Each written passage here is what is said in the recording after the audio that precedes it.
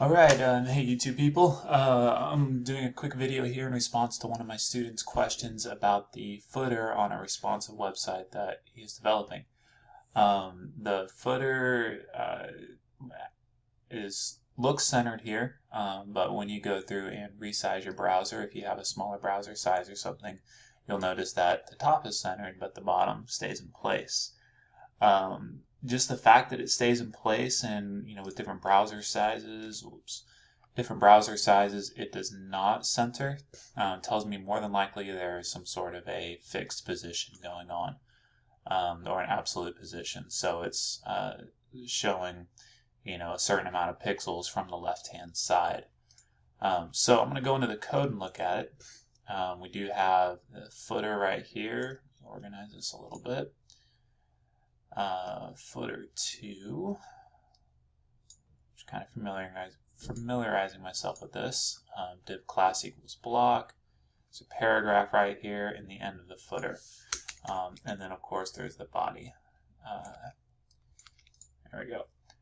Alright, so the first thing I need to check is my footer tag inside of the CSS and see what might be happening. Let me open up his CSS file.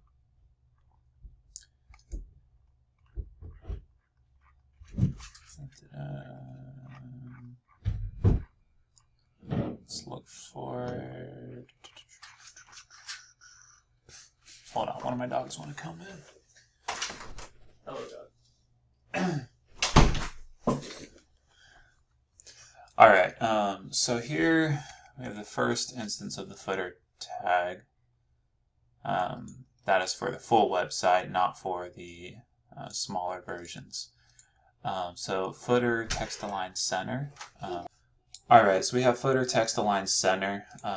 What that does is all the text inside of the footer, it's going to center it. And there we go. Clear both is going to clear it from the elements on top of that. And padding 25 pixels. Okay, so none of that is messing with the absolute positioning. Which makes me curious where any of this is set. Div class equals block, div class equals footer. So let's look for a class of footer. Div dot footer. Okay. This is inside of the section.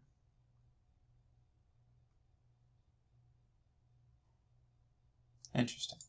Okay, so first of all, I'm going to take this outside of the section. If you look at the index.html, you have article, section, end section, end article, and then you start your footer. So there's no need to have this inside of that section block, which is not technically inside of it, but I would bring that down by the footer, so I'm just going to cut all of that out of there.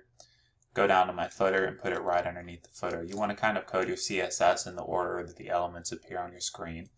So you've got footer, and then this class of footer and class of footer 2.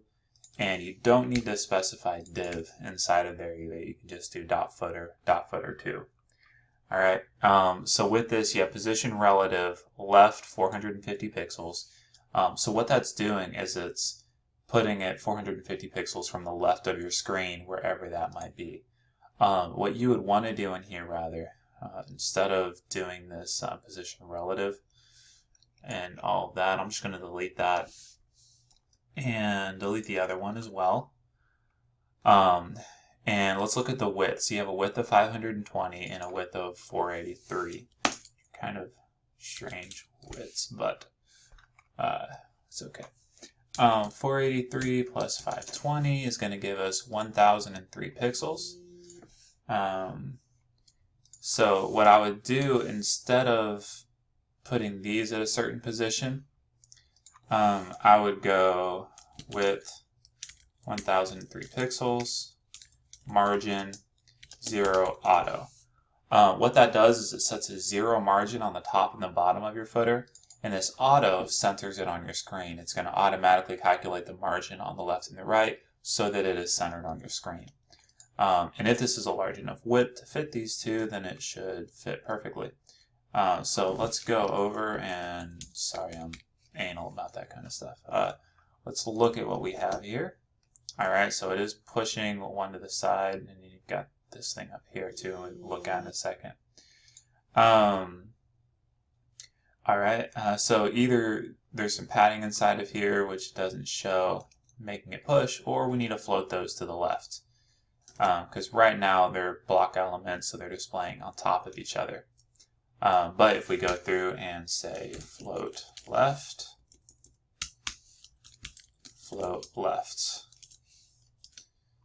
there we go. So now it's floating to the left, and we have it centered on our screen. So if I resize the screen at all, it'll stay centered. And this will stay true in all different browsers. So lastly, we have this black bar here, which I'm going to go to inspect element on Chrome to see what this is. Oh, that's that div class of block. Let me find that block. There we go, div block. So position relative, all that same issues. I'm actually going to delete this because it's just a black bar. So what I'm going to do instead of that black bar is add a border to the top of my footer. So border top, 5 pixels, 000 for black, and solid. Alright, except I think that's larger than 5 pixels. Let's see here. 29 pixels is the height. And I like even numbers, so I'm going to go with 30. So border top, 30 pixels, solid, and that's on that footer. And we gave it a width and everything, so it's going to be the right width. There we go. And one final issue here. Looks like we've got some sort of... Oh, I still have that block there. I'm going to go to my index.html and delete the block class.